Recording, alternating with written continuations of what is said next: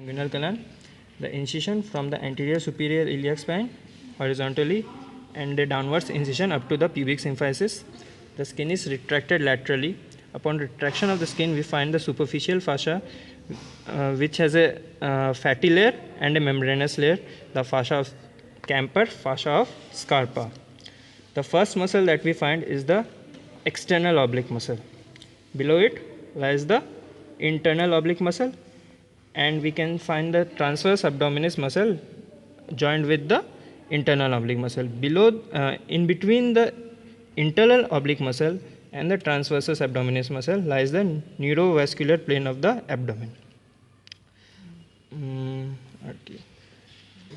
The inguinal ligament is the lower part of the aponeurosis of the external oblique, which is folded back upon itself.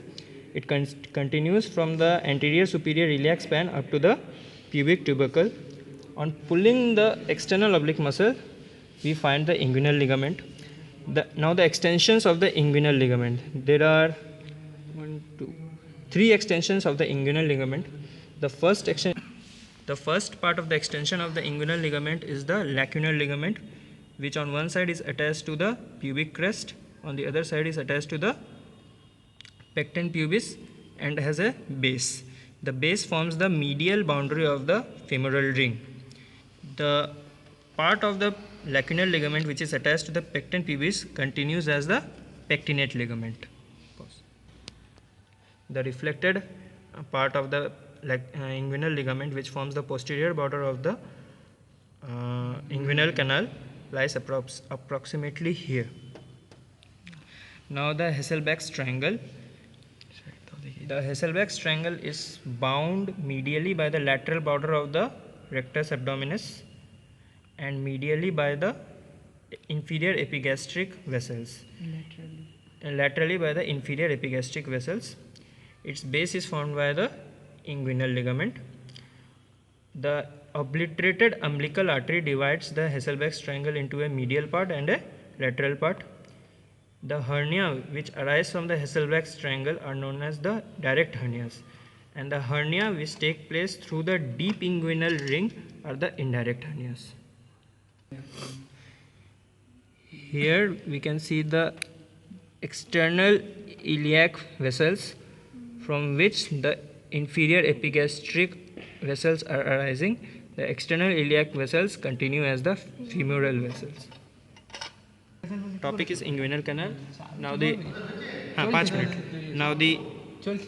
Now the anterior border is formed by the skin, the superficial fascia, and the external oblique muscle throughout its length. The anterior border is also formed by the internal oblique muscle laterally. On the lateral 1/3 part of the canal. Now the posterior wall. The posterior wall is formed by the fascia transversalis and the conjoint tendon of internal oblique and the transversus abdominis. This is the posterior wall, lying posteriorly to the spermatic cord. Correct. Apart from this, the reflected part of the inguinal ligament also forms the posterior boundary. Now the roof of the inguinal canal is formed by the internal oblique and the transversus abdominis muscle. The base of the inguinal canal is formed by the inguinal ligament. Now the internal oblique muscle forms the anterior border, the roof, and the posterior wall of the inguinal canal. It arches over the inguinal canal. The transversus abdominis only forms the roof and the posterior border of the inguinal canal. The inguinal canal is present between the superficial inguinal ring and the deep inguinal ring. The deep inguinal ring lies ½ inch above the mid inguinal point. It can be traced backwards along the spermatic cord and by putting a finger along the fascia transversalis and going medially. We can feel the elements of the gut here. Peritoneum and the gut here. Now show the superficial. The superficial inguinal ring is formed by a passage in the external oblique muscle. On the aponeurosis of the external oblique muscle, it has a medial crus and a lateral crus. Okay, pause karo. Coming to the contents of the inguinal canal, the major contents is the spermatic cord, and then which passes through the deep inguinal canal and also the superficial inguinal canal. The other content is the ilioinguinal nerve, which passes only through the superficial inguinal canal. Now the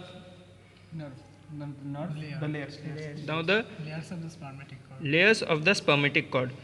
The external spermatic fascia is formed by the continuation of the external oblique aponeurosis. It is the outermost layer of the spermatic cord.